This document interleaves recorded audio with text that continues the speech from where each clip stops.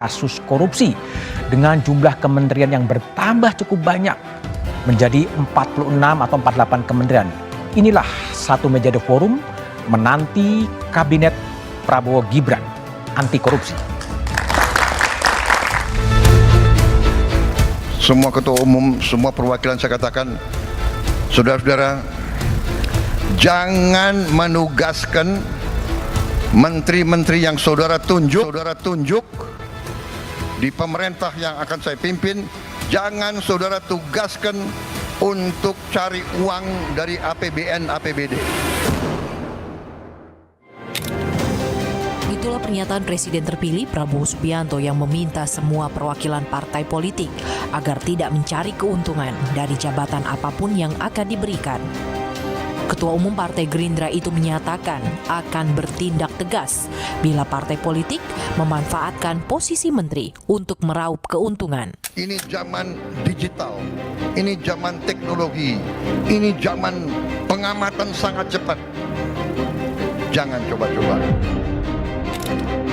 Prabowo mengakui bahwa partai politik membutuhkan sumber daya untuk bisa bergerak.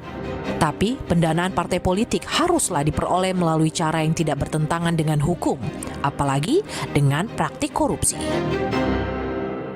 Koordinator Indonesia Corruption Watch (ICW) Agus Sunaryanto menyebut pernyataan Prabowo menunjukkan komitmen memberantas korupsi. Tapi hal itu adalah hal yang lumrah bagi setiap pemimpin. Terlebih lagi, presiden yang harus memastikan APBN-nya tepat sasaran. Dan kalau APBN kan ya ada kasus-kasus pengadaan barang dan jasa umumnya kayak gitu ya. Kemudian hal-hal lain seperti permainan proyek gitu ya. Jadi ya, itu nilainya paling 340 miliar paling banyak gitu ya. Atau sampai 1-2 triliun. Nah, itu yang menurut saya juga harus digarisbawahi oleh Pak Prabowo dan timnya nanti. Nah, yang ketiga menurut saya yang paling penting adalah bicara soal partai politik. Ya, parpolnya. Nah, yang belum disinggung adalah bagaimana meningkatkan bantuan kepada partai politik agar partai politik ini kan disinggung ya perlu untuk membiayai dan lain-lain. Nah, kalau kemudian APBN kita dari sumber-sumber revenue tadi bisa diperkuat APBN kita, saya yakin nanti partai-partai politik ini bisa meminimalisir mendapatkan sumbangan-sumbangan dari pengusaha-pengusaha hitam gitu. Sementara itu, politisi PDIP Perjuangan menilai bersih tidaknya kabinet dan para menteri justru menjadi tantangan Prabowo sendiri. Karena Prabowo lah yang memilih siapa saja orang-orang yang akan masuk ke kabinetnya. Sehingga Prabowo harusnya tahu betul rekam jejak dan komitmen orang-orang yang akan ditunjuknya. Tapi yang paling penting adalah kembali lagi apa yang disampaikan Pak Prabowo itu yang paling bisa menentukan di awal tentunya adalah Pak Prabowo dan akan memilih menteri-menteri beliau. Kan kita harus bagaimana ini terkait dengan kabinet yang diharapkan menjadi kabinet yang bersih. Jadi ini juga tantangan bagi Pak Prabowo dan masyarakat menunggu, dan kami meyakini masyarakat, civil society, NGO seperti ICW juga salah satunya tentunya akan menyoroti. Kini publik menunggu siapa saja perwakilan parpol hingga teknokrat dan tokoh yang akan mengisi kursi kementerian di pemerintahan Prabowo Gibran. Puluhan tokoh sudah dipanggil Prabowo ke kediamannya. Apakah semua nama dan wajah itu benar-benar menjunjung tinggi kinerja bersih dan komit pada anti korupsi? Menanti kabinet anti korupsi Prabowo Gibran adalah tema satu meja The Forum malam ini. Telah hadir di studio Aceh Hasan Sazili, Wakil Ketua Umum Partai Golkar. Malam. Ketua DPP PDI Perjuangan Nusirwan Sujono. Malam, Mas Nus. Juru bicara Prabowo Subianto Dhanil Ansar Simanjuntak. Bang, malam. Ada Gun-Gun Herianto, ahli analis komunikasi politik. Malam, Gun-Gun. Dan Sekjen Transparansi Internasional Danang Widoyoko. Malam, Danang. Saya ke Bung Dhanil terlebih dahulu. Prabowo tegas mengatakan jangan cari uang dari APBN. Sebetulnya apa yang dimaksud itu? Pertama begini, Pak Prabowo tentu berangkat dari fakta empirik ya, bahwasannya banyak sekali kasus-kasus korupsi selama ini itu melibatkan kader-kader partai politik. Itu menjadi keprihatinan Pak Prabowo dan berulang kali Pak Prabowo misalnya mewanti-wanti kami misalnya yang di Partai Gerindra, kemudian ketika beliau menjadi presiden, ketika beliau menjadi Menhan, kemudian pada saat ini beliau akan segera disumpah menjadi presiden, kekhawatiran itu masih muncul. Itu pertama. Kemudian kedua, pengalaman Pak Prabowo sebagai Menteri Pertahanan itu ada kerumitan birokrasi yang bisa berpotensi pada kasus-kasus korupsi. Bahkan kan Pak Prabowo secara terbuka berulang kali potensi korupsi yang mungkin bisa terjadi sebelumnya di kementerian-kementerian, dan selama 5 tahun Pak Prabowo bekerja secara langsung menyadari betul potensi itu sangat berbahaya dan akan merugikan keuangan negara. Kemudian ketiga, kan Pak Prabowo sejak masuk dunia politik selalu bicara tentang kebocoran. Bahkan ingat sekali selama beliau berkontestasi menjadi capres, kalimat yang paling pamungkas dan sering digunakan itu adalah bocor. Dan keprihatinan terkait dengan itu telah tetap ditunjukkan oleh Pak Prabowo. Nah, oleh sebab itulah di banyak kesempatan Pak Prabowo menyampaikan bahwasannya ketua umum partai politik, bahkan disampaikan juga langsung ketika bertemu dengan ketua-ketua umum partai politik, agar mereka itu tidak menugaskan kadernya itu untuk mencari sumber pendanaan dari APBN. Politik dari APBN. Oke, tapi Bung Daniel, ini menarik ya. Kalau tadi menyebut ya dokumentasi Kompas di 23 November 1993 itu ayahanda Pak Prabowo, Sumitro Jayadikusumo, mengatakan adalah tingkat kebocoran anggaran negara itu sampai 30% besarnya. Itu juga menjadi inspirasi dari Pak Prabowo. Betul. Jadi itu juga menjadi jadi temuan Pak Prabowo. Jadi angka 30% sampai dengan hari ini itu tetap menjadi fakta yang kontekstual. Ternyata. Dan itulah yang terus-menerus ingin dipastikan oleh Pak Prabowo, bukan hanya terkait dengan APBN, tapi potensi kehilangan potensi ekonomi di sektor sumber daya alam misalnya, kemudian di kelautan kita itu juga besar sekali, sehingga itu juga menjadi concern Pak Prabowo. Nah, oleh sebab itulah pembicaraan terkait dengan integritas itu menjadi penting. Bahkan itu menjadi syarat pertama dan utama Pak Prabowo ketika menyampaikan syarat menteri-menteri beliau. Makanya kemudian secara langsung tanpa misalnya akrobasi atau atraksi terkait dengan integritas, Pak Prabowo hanya meminta para menterinya untuk menandatangani fakta integritas terkait dengan praktek anti korupsi dan komitmen mereka untuk mempraktekkan pemerintahan yang bersih. Oke, baik. Kang Aceh sebagai mitra koalisi, ini early warning system sebenarnya disampaikan oleh Pak Prabowo agar partai itu tidak cari duit dari APBN. Gimana Anda merespon itu? Ya, saya kira pernyataan Presiden terpilih Pak Prabowo sangat tepat ya untuk mewanti-wanti kepada partai-partai, termasuk saya kira juga kepada nama-nama yang diproyeksikan oleh partai maupun yang dinilai oleh Presiden Prabowo untuk menugaskan figur-figur yang tepat. Ya. Dan saya kira ini jelas bahwa integritas dalam konteks ini selain tentu kompetensi, kapasitas, merupakan prasyarat yang harus dimiliki oleh setiap pembantu beliau. Dan tentu partai kami pun juga memberikan calon-calon menteri yang ya saya kira bisa dilihat rekam jejaknya. Oke, jadi baik. Buat kami apa yang disampaikan oleh Pak Prabowo justru menjadi satu koridor agar memang di dalam menjalankan tugas-tugas negara, kita harus fokus kepada upaya bagaimana memastikan target-targetnya lebih jelas, lebih terukur, dan menghindari politik yang tanpa integritas. Oke, baik. Mas Gun-Gun, kalau Anda lihat, ini sebuah early warning system yang disampaikan oleh Prabowo gitu, bahwa jangan cari uang dari APBN. Anda lihatnya pernyataan ini seperti apa sebetulnya? Ada dua dimensi ya dalam pernyataan politik ya. Pertama itu tentu ekspresi simbolik sebagai narasi. Dan ini tentu apa yang disampaikan sudah tepat. Artinya early warning yang disampaikan mungkin yang akan membantu Pak Presiden. Sekaligus ini bagian juga dalam konteks tata kelola pemerintahan yang baik. Tetapi narasi saja tentu tidak cukup. Tidak cukup. Karena apa? Pak Prabowo hari ini berada di puncak hierarki otoritas dalam konteks birokrasi pemerintahan. Sehingga langkahnya harus lebih maju, yaitu komitmen, goodwill, dan political will. Contoh yang mewujud ya dalam bentuk kebijakan-kebijakan. Misalnya dalam konteks penguatan institusi hukum. Bagaimana misalnya komitmennya, ya kan? Kemudian juga bagaimana misalnya mendorong fungsi-fungsi kontrol itu juga bebas dilakukan oleh teman-teman civil society.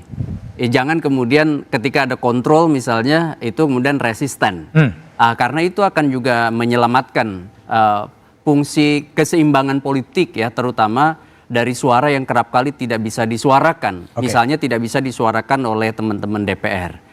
Nah, jadi ekspresi simbolik harus juga berbarengan dengan kesadaran, komitmen sekaligus kebijakan. Nah, ini baru kemudian kita bisa lihat perkembangannya setelah nanti dilantik dan menjabat. Oke, 100 hari apa yang dikerjakan kira-kira. Oke, baik.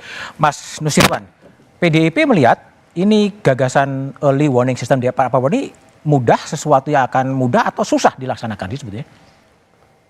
Yang disampaikan oleh Pak Prabowo tentu awal yang baik. Awal yang baik. Awal yang baik tentu juga memberikan peringatan, mohon maaf khususnya bagi Pak Prabowo sendiri. Karena budaya di kita itu sangat melihat pemimpin. Maka pemimpin itu tentu termasuk diantaranya siapa-siapa yang kemarin sudah dipanggil itu akan memimpin institusi, memimpin kementerian, memimpin lembaga. Ini adalah pemimpin-pemimpin yang tentu akan menjadi contoh bagi seluruh perangkat yang ada. Jadi termasuk juga nanti di bawah komandan presiden, kepala pemerintahan, kepala negara, inilah yang akan menjadi contoh apa yang sudah disampaikan. Saya hanya ingin menambahkan karena kalimatnya penekanannya kepada jangan mencari uang dari APBN. Ya, itu bahasanya sangat jelas, tapi sebetulnya yang sangat dikhawatirkan itu adalah corruption dalam pengertian kebijakan yang membuat kerugian keuangan negara. Jadi kalau kita lihat setiap saat di mana terjadinya kejadian-kejadian pakai ditangkap dengan kostum oranye itu kebanyakan ya karena kejadian kasus-kasus yang terjadi atas anggaran-anggaran yang terjadi baik di pusat maupun di daerah. Tapi juga harus dicermati berkaitan dengan kebijakan. Kebijakan ya? Kebijakan yang itu sebetulnya berimplikasi terhadap kerugian negara. Kalau hal-hal yang seperti bukan berarti kita membedakan antara yang kelas kecil dengan kelas besar ya, artinya kasus yang besar dan kecil tidak begitu. Semua sama, semua pelanggaran, semua harus ditindak. Tapi jangan sampai bahwa yang ditampilkan itu sangat tidak signifikan ya.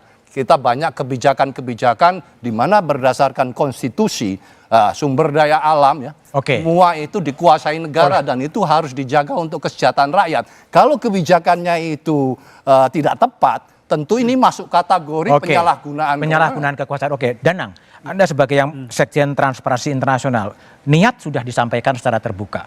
Apa yang harus dikerjakan lagi oleh Presiden terpilih Prabowo Subianto? Tapi jawabannya setelah jeda berikut ini.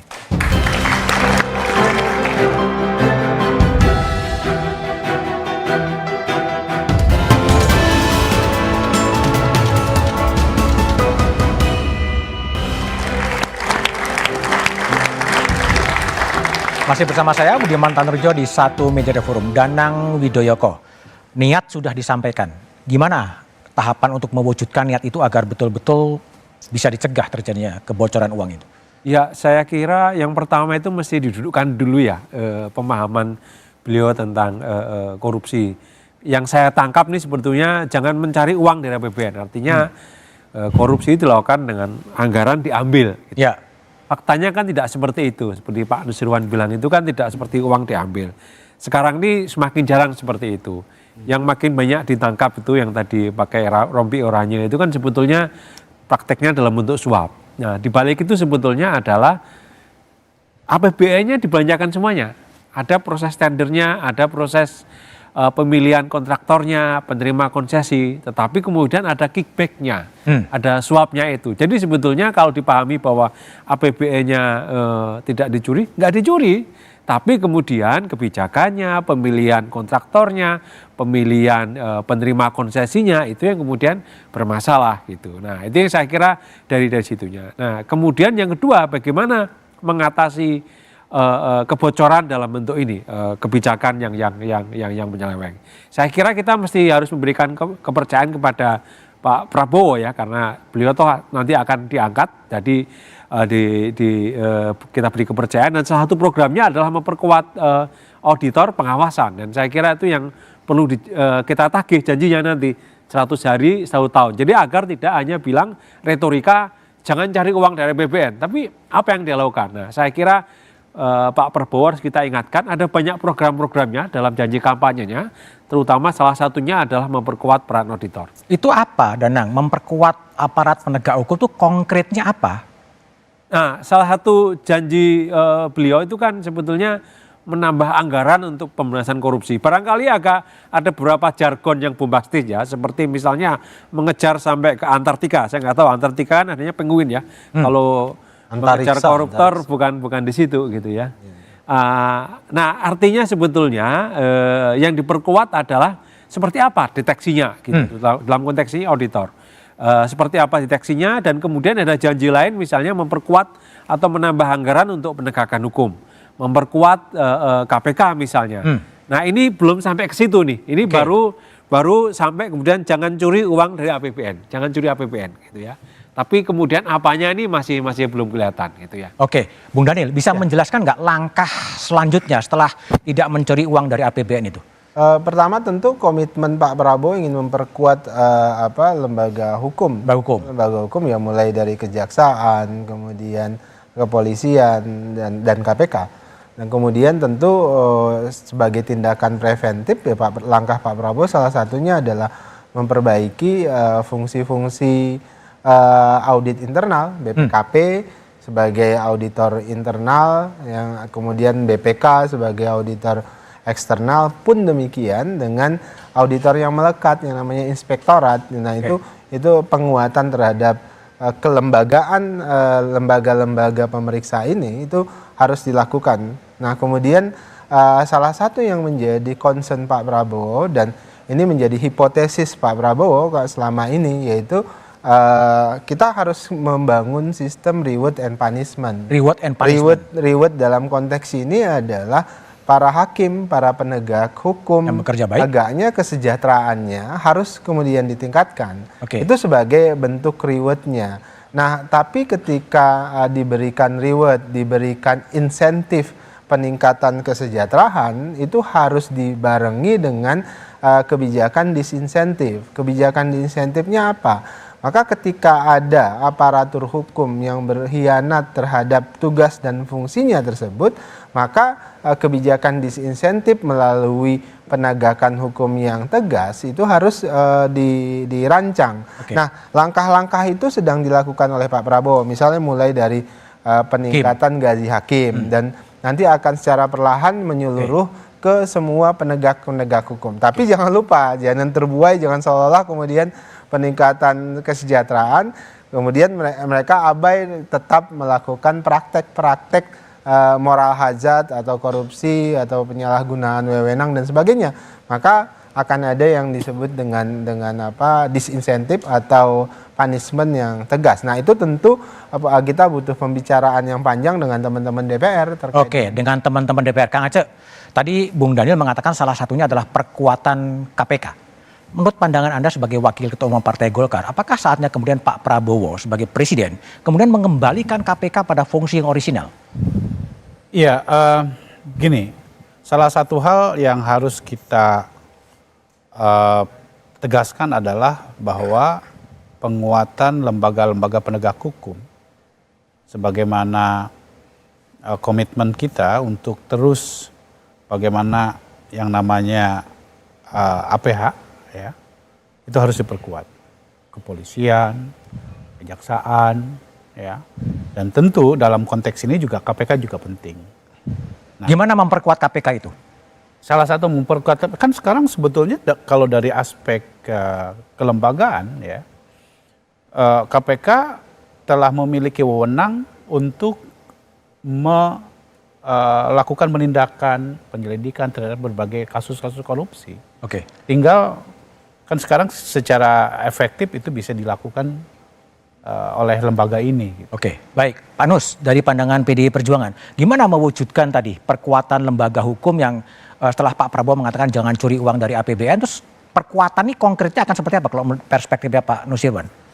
Tadi teman-teman sudah menyampaikan yang berkaitan dengan lembaga-lembaga hukum. Saya tidak menambahkan kembali ya, tentunya semua lembaga hukum ini kalau mau niat memberantas ya itu harus diperkuat.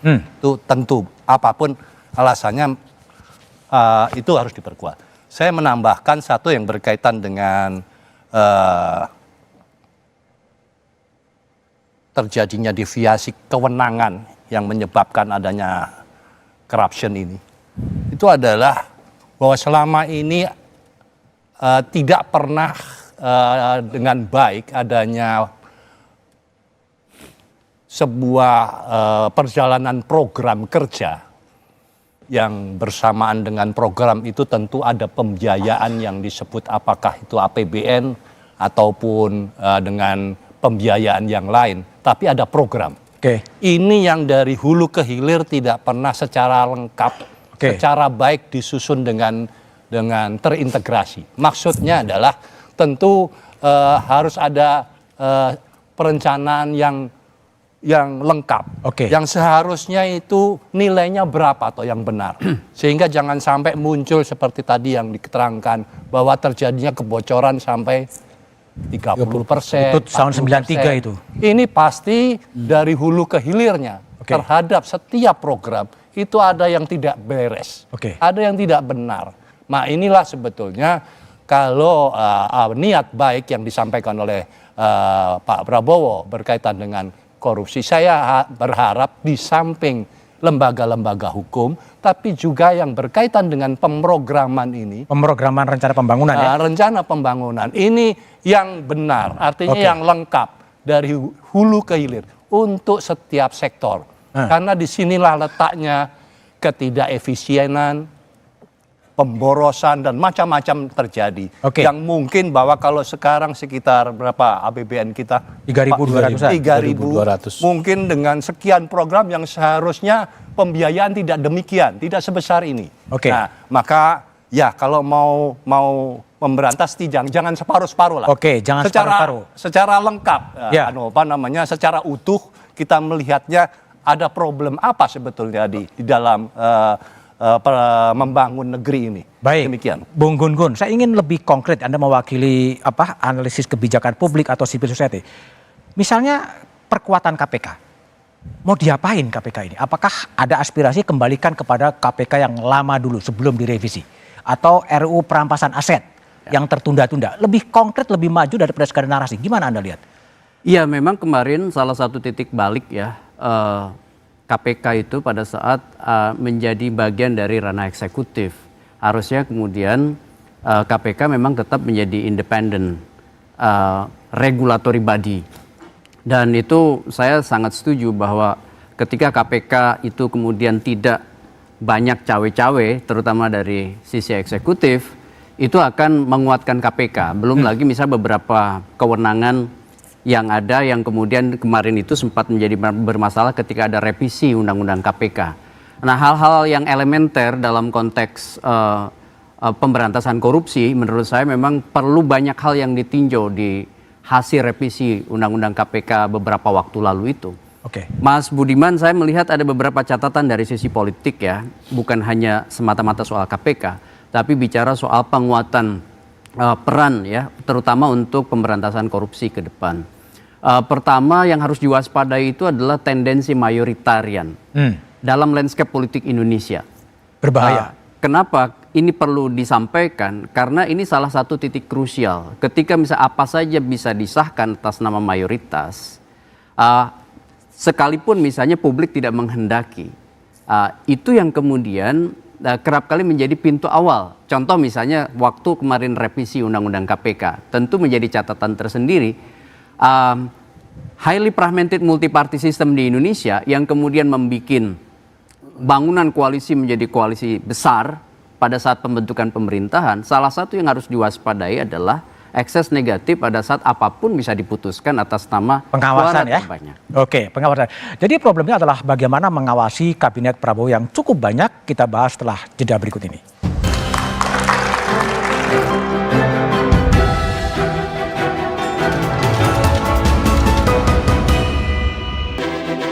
Harus benar-benar orang yang bersih, orang yang mau kerja dengan hati, orang yang akan melihat Indonesia secara utuh bahwa mereka bertanggung jawab terhadap apa yang mereka kerjakan, termasuk tidak boleh korupsi, kolusi dan juga nepotisme atau KKN itu sendiri. Jadi lebih tegas kepada menteri yang memang benar-benar melakukan korupsi. Integritas itu sangat-sangat diperlukan untuk kemudian melihat menteri-menteri dalam bagaimana kemudian ketika dia bekerja di kabinet. Untuk siapapun yang nanti terpilih jadi menteri, kami harap dan sangat-sangat berharap bahwa jangan ada korupsi di negara kesatuan Republik Indonesia ini. Kalau mau supaya menteri tidak korupsi, gaji seberapa pun itu tetap aja. Kalau manusianya itu kan oknumnya, kalau pemerintahnya kan bagus. Yang oknumnya yang kita tidak bisa mendeteksi.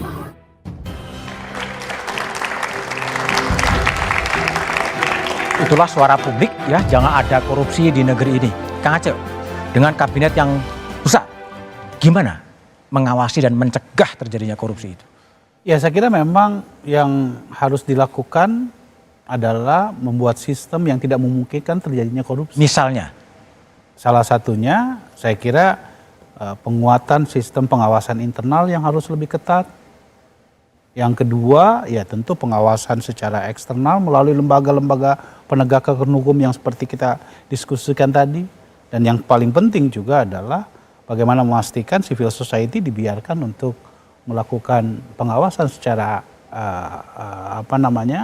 secara bebas. Menurut saya itu sesuatu yang memang tidak bisa dipisahkan dalam konteks negara demokrasi.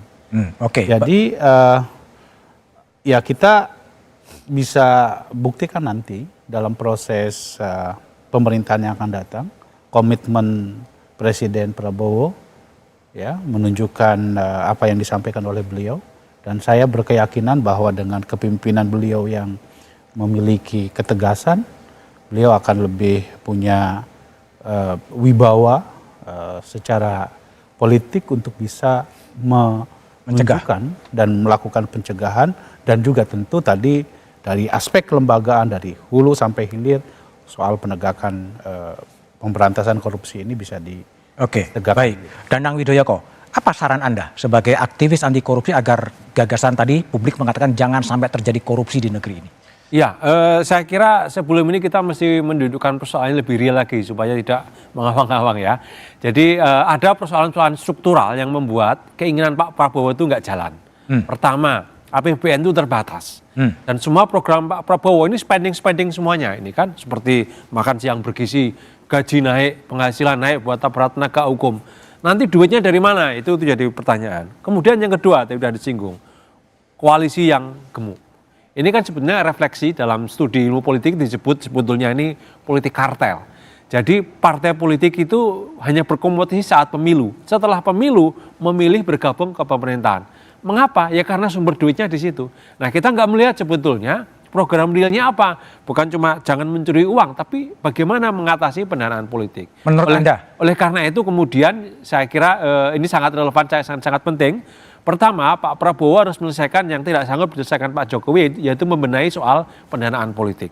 Selama ini partai politik ini menggantungkan sumber pendanaannya ya dari seperti katakan Pak Prabowo tadi, yang ada di kementerian-kementerian, ada di kementerian, di badan-badan negara gitu.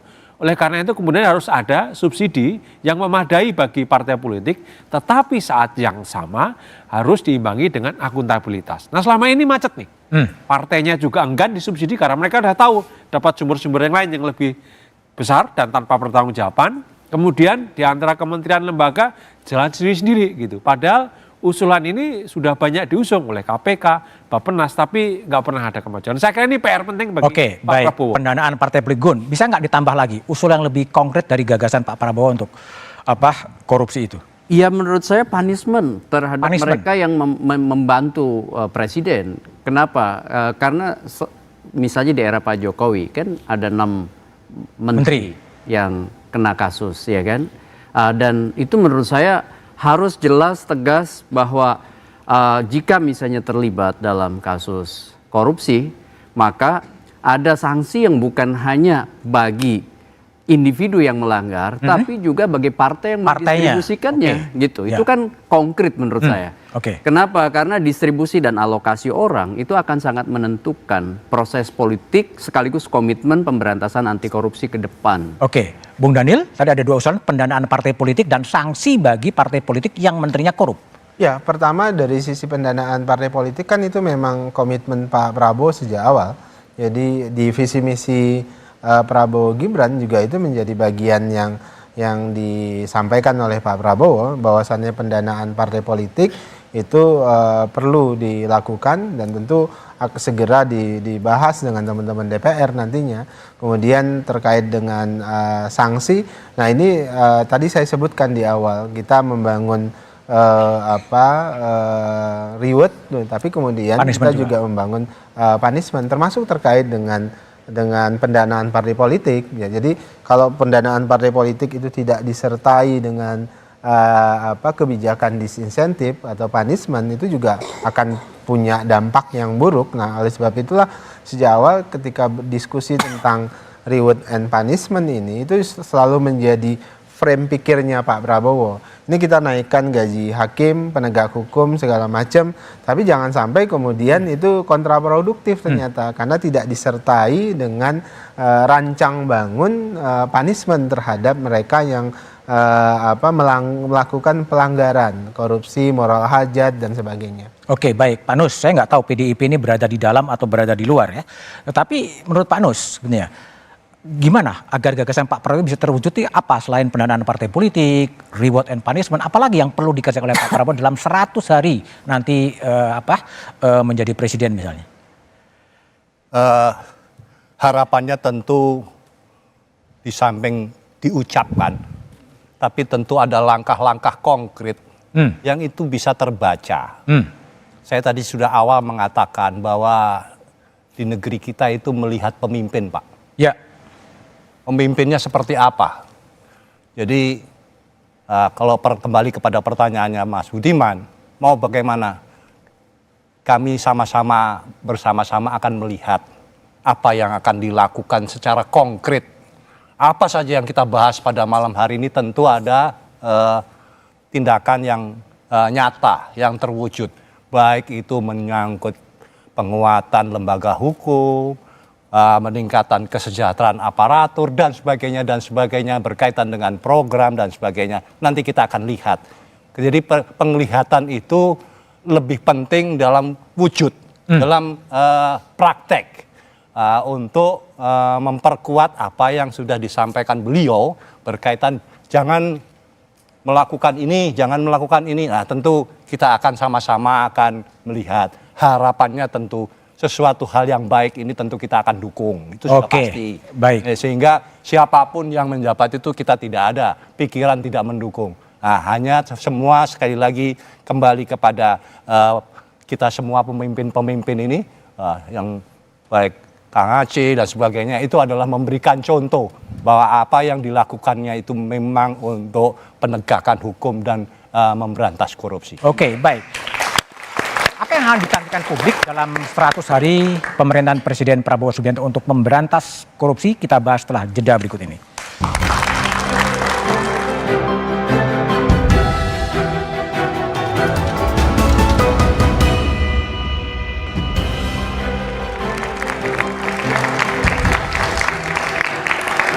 Masih bersama saya Budiman Tanurjo di Satu Meja The Forum. Danang Widoyoko sebagai aktivis anti korupsi agar harapan itu tetap muncul di publik, apa yang Anda harapkan 100 hari pemerintahan Presiden Prabowo nanti betul-betul mewujudkan tekadnya sebagai kabinet anti korupsi?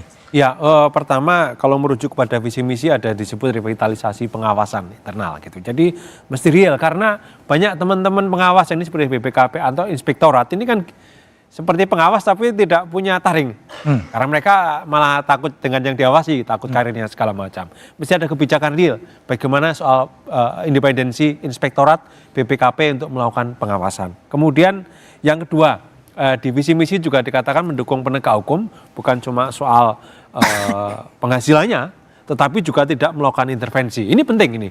Tidak intervensi ini penting, jangan sampai kejadian seperti setiap kasus Setia Novanto ya seperti yang dilakukan oleh Ketua KPK yang lalu terjadi. Bagaimana Presiden Jokowi melakukan intervensi untuk menempatkan KPK waktu itu agar tidak atau menghentikan penuntutan perkara. Ini yang saya kira independensi penegak hukum saya kira menjadi satu hal yang penting.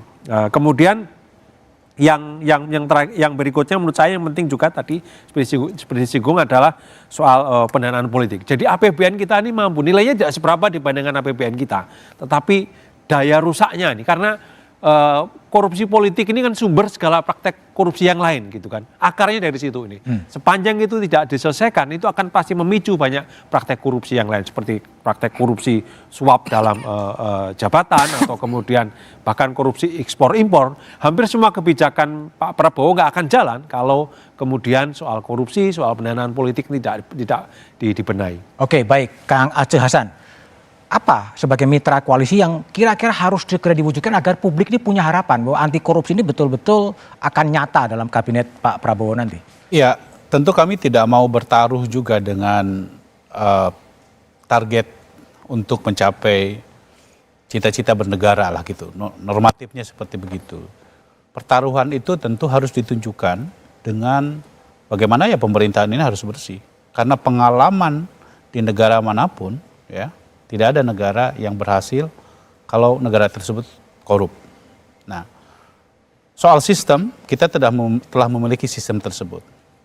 Tinggalkan sekarang ini bagaimana kita implementasikan secara visi misi tadi saya kira secara jelas pasti akan diwujudkan di dalam kerja-kerja teknis.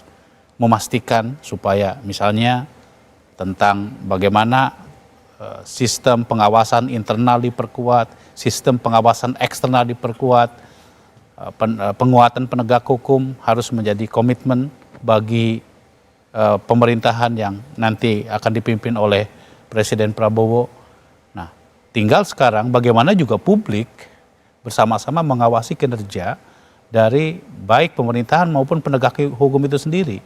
Nah, bagi kami ya, kalau kami tidak konsisten dengan apa yang kami lakukan, tentu pertaruhan sekali lagi karena ini negara demokrasi, maka pasti rakyat akan kecewa terhadap apa yang menjadi komitmen yang telah kami janjikan kepada masyarakat tersebut. Oke, baik. Kang Gunggun, dalam bayangan Anda agar retorika ini menjadi nyata dan harapan itu publik tumbuh kembali, 100 hari pemerintahan Presiden Prabowo, apa yang sebenarnya dilakukan oleh Pak Prabowo? Menurut saya yang paling penting di awal, entah itu 100 hari atau 1 tahun pertama itu, menunjukkan komitmen dalam proses politik anggaran yang akuntabel. Contoh ya Mas Budiman, ini kan bicara soal mulai dari proses perencanaan, alokasi, implementasi, termasuk titik-titik simpul korupsi itu kan seperti misalnya perizinan di berbagai tempat, kemudian juga kalau kita lihat hal lain seperti misalnya bagaimana sumber daya alam, itu juga kerap kali dipertukarkan oleh untuk gitu ya kelompok yang sedikit orang dan itu kemudian membentuk sistem kartel dan itu bisa jadi jebakan dalam konteks demokrasi, bisa terjadi retrogresi demokrasi dan itu salah satunya bisa menjadi juga jebakan pada Pak Prabowo dan pemerintahannya. Salah satu yang menjadi catatan saya di forum ini adalah gejala ini dimulai dari yang disebut dan groupthink. Jadi ada batasan afiliatif pada sosok, entah itu presiden, entah itu ketua umum partai, dan groupthink itu menguat, akhirnya kemudian siapapun yang ada di kelompoknya saling menutupi. Nah, pada saat terjadi saling menutupi itulah maka benih-benih korupsi yang awalnya mungkin saja tidak disengajakan, tetapi akhirnya kemudian menjadi sistem, dan itu akhirnya menjadi terinstitusionalisasi, baik itu di partai maupun di birokrasi pemerintah. Makanya kemudian groupthink itu harus didekonstruksi melalui apa? Komitmen kebijakan Pak Prabowo sendiri.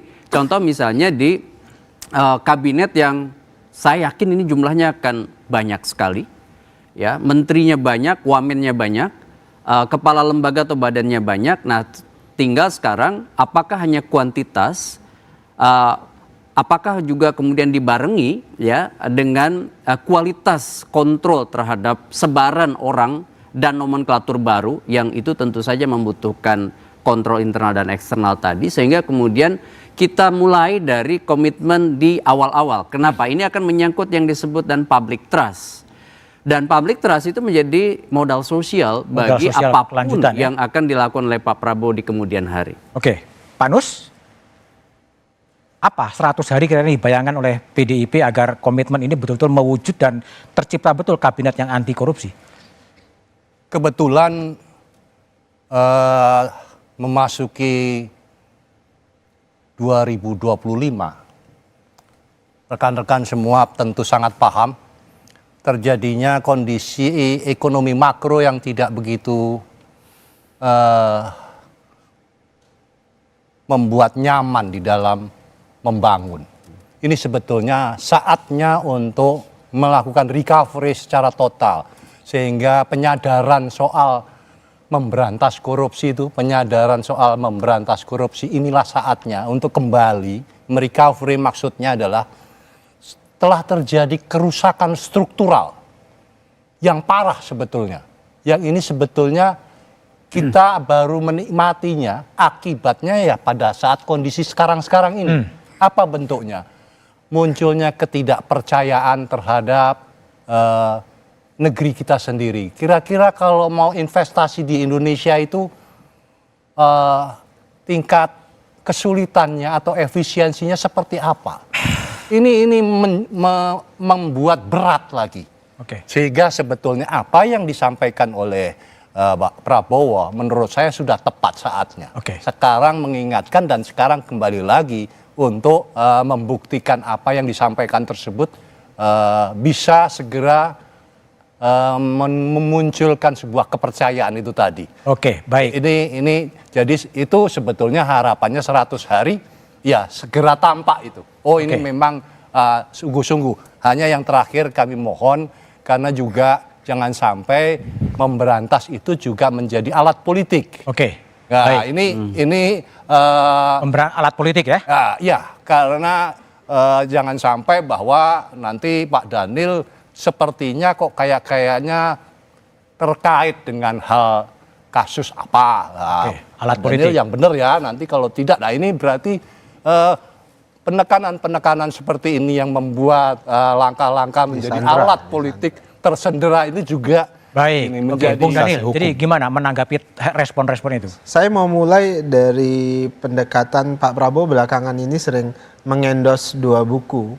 Pertama itu buku yang ditulis oleh Ray Dalio yang judulnya Why Nation Succeed and Fail. Itu sering di endorse oleh Pak Prabowo untuk dibaca oleh pembuat kebijakan. Sebelumnya Pak Prabowo juga sering endorse yang tulisan Darren and Robinson Why Nation Fail itu. Pak Prabowo ingin mengingatkan bahwasannya pentingnya penguatan institusi yang inklusif. Nah, institusi yang inklusif itu kan mengisyaratkan banyak hal, artinya partisipasi publik, kemudian termasuk adalah penguatan institusi yang transparan dan sebagainya, ada birokrasi yang kuat dan sebagainya. Nah, langkah-langkah itu ingin dimulai Pak Prabowo, belajar dari alasan bagaimana satu pemerintahan, satu nation itu bisa sukses. Nah, tentu Pak Prabowo memulainya itu dengan pendekatan, karena jargonisasi yang sering kita gunakan hilirisasi, tentu dalam pendekatan pengelolaan pemerintahan ini pun melakukan pendekatan hilirisasi.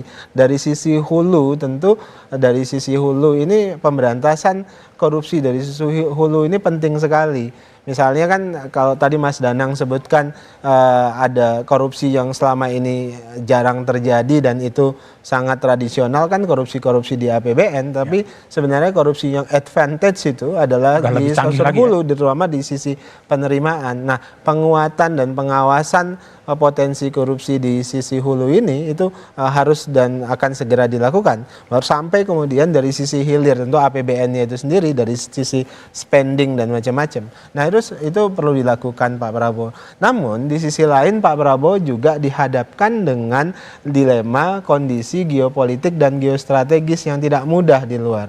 Tadi saya kutip lagi satu buku yang juga sering direkomendasikan Pak Prabowo hari-hari ini, itu banyak tulisan yang ditulis oleh John Mearsheimer terkait dengan geopolitik dan geostrategis. Pendekatan politik Pak Prabowo dalam konteks kondisi geopolitik dan geostrategis ini adalah pendekatan politik realis. Artinya ada ancaman serius, upaya hegemoni dari bangsa-bangsa yang kuat pada hari ini, dan itu menuntut Pak Prabowo untuk memastikan kekompakan di dalam negeri itu diciptakan, keguyuban di dalam negeri, di dalam rumah dalam tanda kutip kita itu kuat, itu penting, dan itu sangat mempengaruhi kebijakan politik Pak Prabowo hari ini. Supaya apa? Supaya kita bisa menghadapi kondisi global yang sangat dinamis, bahkan cenderung bisa mengarah pada anarkis. Oke, baik Bung Daniel, Bung Aceh, Pak Nus, Kang Gunggun, dan Danang Widoyoko. Kegagalan memberantas korupsi akan menyebabkan bangsa ini masuk dalam democratic transition trap berkepanjangan. Pada sisi lain, bangsa ini akan masuk dalam jebakan korupsi berkelanjutan yang bisa mengancam eksistensi negara bangsa.